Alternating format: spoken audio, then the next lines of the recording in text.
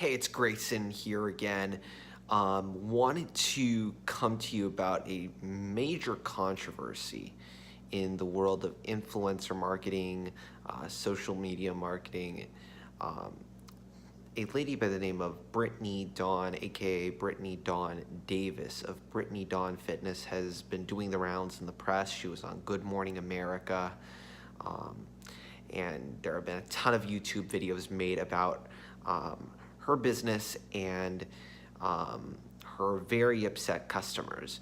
Um, Long story short, this lady had a substantial YouTube and Instagram following, in the hundreds of thousands of followers. She ran a business offering fitness and nutrition programs over the internet, and stated those programs were customized for each individual client that purchased them. Turned out that they were not, in some cases very obviously not. Plans coming out with four, and then instead of person's name, XXXXXXX. And this all kind of came to a head when a gentleman actually confronted Miss Dawn Davis at an event, saying that he stole money from his daughter by either providing a service that was not customized or not providing it at all. Many of the customers paid money for this service and never received any fitness or nutrition program from Brittany Dawn's company. And after this firestorm in the media, Brittany Dawn responds by offering refunds first only if you sign a non-disclosure agreement, then 50% refunds, and then out of nowhere, without telling the customers why, 25% refunds were being given to customers. Obviously, this lady is running a fraudulent business, or at least one with unethical business practices. And she is going out there and she's saying that it's because there's never been a manual made about this. And I want to address that particular part of there's never been a manual made about how to run this kind of business, because this influencer coaching model is apparently relatively new. But in my opinion, it really isn't. And this is actually part of a mentality that is endemic to the internet marketing field, that tries to make itself an exception to all the rules in order to either obfuscate or make it seem like there's something completely and entirely unique about this, that you can't listen to anybody else but the gurus in this field. And I think that Brittany Dawn kind of bought the lie because it was convenient to cover up her bad business practices. But still, this is something that's gone on with many other businesses, and I want to kind of break down from the start of her company to now how this is an example of all the problems that we are seeing in the influencer marketing field, and kind of how we can dissect it to get to a solution for the future. So let's start with her reputation and how these customers got to her company. She had this social media pages on YouTube and Instagram, and people trusted her because of her follower count and because she displayed her physique in various photos and videos. And the women who were interested in these services thought that that was proof enough that this lady was a credible provider of fitness services and was worth trusting. Okay, so let's back up, and what do you not see here? You don't see that there are people that claim that she claimed that she had credentials. I haven't seen anything saying that she did have like formal training or credentials in the field of fitness or nutrition. Some people say that she did make those claims. I'm not certain of that. But the primary moving factor, it appears, as to why the customers trust her was follower count and how she looked. Okay, So that's a pretty common thing in social media, is that just because this person's popular and because they look good in a bathing suit, they're gonna do business with her. And part of this is normal and not a problem at all, if you do other sorts of background research and you are wise about the kind of decisions you're making. Because trust me, there are tons of, before the day of the internet, print ads and television ads with pictures of people who looked like they were in really good shape for fitness products. So that isn't necessarily that much my concerns. My concern is that was the primary moving factor. They didn't that customers didn't do as much due diligence on this as possible, and that they're kind of encouraged. They're kind of given false proof. The follower count kind of gives somebody false proof that somebody is reputable, because you could have somebody who has very few followers and they could have an excellent reputation in their field, and then you have somebody who has a ton of followers and they're a scam. And that's something that people need to be aware of, and it's one of the problems in this social media model, is that follower count does not necessarily equal a good reputation, and there has to be some other way of signaling this. Okay, so now let's get into the transaction, the actual operations, the nuts and bolts of Brittany Dawn Fitness, the company. So customers come to her business, pay money, put charges on the credit card for these services. Brittany claims that the problem was that she was in over her head. She had too many customers, too many clients. So let's think about what you've probably seen some of those YouTube ads for people like become an influencer, how to make money online. Nobody really talks about the infrastructure of how to do it or how to have a good, reputable business. All they talk about is basically just bring the money in, bring the money in, bring the money in. Now.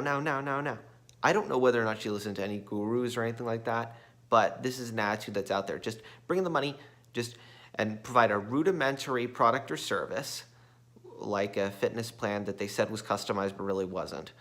And don't really worry about the rest. And if you want to think about customer service, just outsource it to the Philippines, something like that. When I talk fast like that, I'm impersonating internet marketing people. But you probably already knew that. So she fell into this. She's like, okay, everything's good in my business. I'm getting all these customers in. And then she's just rushing through, putting these together. She could have been a victim of her own success because she didn't realize that this was a real business operation. And then there's also sort of this claim out there that, like, you can run these businesses on your own. You don't need any help. You can be a digital nomad. You don't need any support really around you. When in fact, really what she's running it's not this new kind of business. It's not a new kind of business. All she's doing is she's taking the same kind of stuff that would be provided at a nutritionist's office or at a gym and moving it to the internet. That's all it really is. But by thinking that because it's digital, there's some sort of exception to the rule that allows you to have a very shoddy foundation for your business, you get caught. And all the stuff you hear about how to have a good business online isn't really about the business, it's just about the online marketing. So it's just rudimentary marketing strategies that you're told is the entirety of your business by gurus and by the experts. So she could have thought that she was doing nothing wrong. Just accumulate a ton of followers and bingo, you have a business. But you don't. And it just kind of comes collapsing down on you. And there's also, I don't think Brittany had this particular issue, but there's also sort of a thing of closing yourself off because you think that this whole internet thing is unique and that nobody else can help you. You close yourself off to any and all other advice that's outside of this sort of influencer sphere. And you don't hear that, oh yeah, when you have a certain number of customers that you can't take care of or that you're providing minimal level service to, then you need to possibly hire staff or stop taking customers. You need to raise prices to change the amount of demand that you have for your product. You need to, before you start offering a service for sale, you need to think about who's going to buy that service and making sure you have everything in place to fulfill that service. And that it costs you money to acquire a new customer, but it costs you a lot less to keep that same customer loyal to you. And that customer loyalty is not just a matter of an email blast, it's a matter of the kind of services you're providing. And that when you're on social media and you're claiming to have an intimate connection with a person, you need to legitimately have an intimate connection with that person. And you can't just break down trust by just doing stuff. And you can't make false promises to people. A lot of these things are common sense, but the infrastructure stuff kind of can get lost in the mix of everything. So now we get to this end point. We get to this end point of everybody's dissatisfied, or many people are dissatisfied with their services.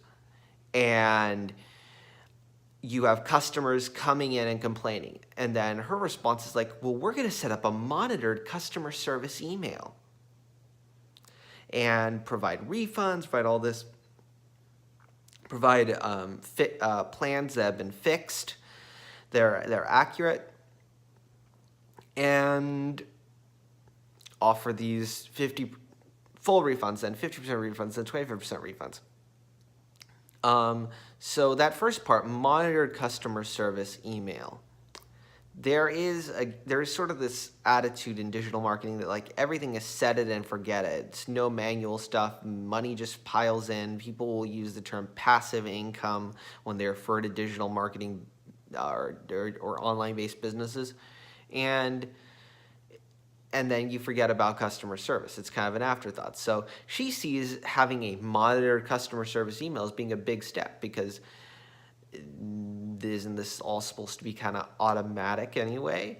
It's extra effort for me to monitor the email, which really just means check the email. And then there's this whole false protection of reputation. There's the NDAs that she was initially saying, you need to sign an NDA. My lawyer says you need to sign an NDA to get a refund. I don't know if she actually spoke to a lawyer, but a lawyer will probably tell her that she's subject to lawsuits anyway. But the whole idea of protecting her online brand by making people sign NDAs goes to another end of the whole digital business, which is these reputation protection people that just create fake Yelp reviews, fake Google reviews, fake Amazon reviews, put up 50,000 websites with variations of your name, claim every known social media platform from here all the way to the other side of the globe to throw down all the negative press about you without you thinking about why you have negative press, why people don't like you, what the flaws are in what you're doing, and not actually thinking about that. No. Let's just improve their reputation, improve their online reputation. Go and fix their online reputation so that they can start getting business again. Then when you Google search them, you don't see anything, but you see but a bunch of fake affiliate websites and a bunch of pages that we put up. Damn the customers that are upset. Just fix the reputation. Get the money in. And you see that mindset in her telling the customers that if you want a refund, you better sign an NDA. It does look like she's retracted that, but now she's gotten something worse, which is 50% refunds and 25% refunds, making up some excuse about the nature of the services provided. If she actually wanted to be honest about that, and of course there's an incentive to not be honest and not say I'm failing, but she could say there aren't funds available. It's obviously when you're shutting down a business, you don't want to say that until the last minute, but at the rate she's going, if a ton of her customers try to sue her, I don't think she has very many assets, so I see her filing for bankruptcy. So perhaps she could be honest and say there just aren't funds available for full refunds, but I don't know how far that's going to get her. But then the way she drafts these emails, she tries to make it sound all casual, XOXO, girl, as a human, all these phrases. And you can find videos online where they have copies of Brittany Dawn's refund letters. But that kind of fake casual nature, that's also a product of social media, because if it's like some business down the road, they typically write it in some like formal form, like, "Dear Mr. Peltier, we apologize that this product did not meet your expectations. Unfortunately, this is a custom order product, so you will only receive a refund of 50% less the restocking fee," or something like that. I think casual communication oftentimes is beneficial, it is helpful, but when you're at a situation where you're kind of at a screeching halt, you have to make sure that everything sounds good and proper. And a lot of our emails just didn't. They were boilerplate emails trying to make it sound like it's casual. And I don't think that's the right tone for this moment. It might be the tone of your brand, but right now we're in a space called crisis communications, which there are plenty of manuals for crisis communications out there. And you have to make yourself sound believable, and you have to make yourself sound like you are worthy of trust. And I think that she failed there. In any event, I kind of feel like the whole idea of her being a victim of her own success isn't it. It is possible. It's also possible that she was trying to scam people. I don't know. But given the rhetoric out there about how an internet business is supposed to be run and the things that she's saying, I kind of have a feeling that she got in over her head and then got herself into fraud. And that's a lot of times how legit frauds happen. Things that are really, really frauds, they start out legitimate businesses and then they devolve into fraud. How far she went, whether she meets the legal thresholds for fraud, I don't know. There are some people planning class action lawsuit. I don't think a lawyer is going to take the case because she probably doesn't have any assets. She probably doesn't have insurance on her business. She'll probably file bankruptcy if a class action lawsuit does come. But I hope that gave you some insight kind of into the whole process of this and where things kind of broke down in her organization. If you want to see more videos about this type of thing where you're with social media and how it affects society, how you can develop strategies for this type of for these types of platforms that don't involve this kind of craziness, then please subscribe to this channel. Really appreciate you being here and for sitting through this whole video. I know it was probably long, but wanted to go through everything step by step so that you got an idea of what to look out for and so you can get a better understanding of what happened so that maybe it doesn't happen to you in the future, or if you're planning on starting an internet business, that this doesn't become your fate.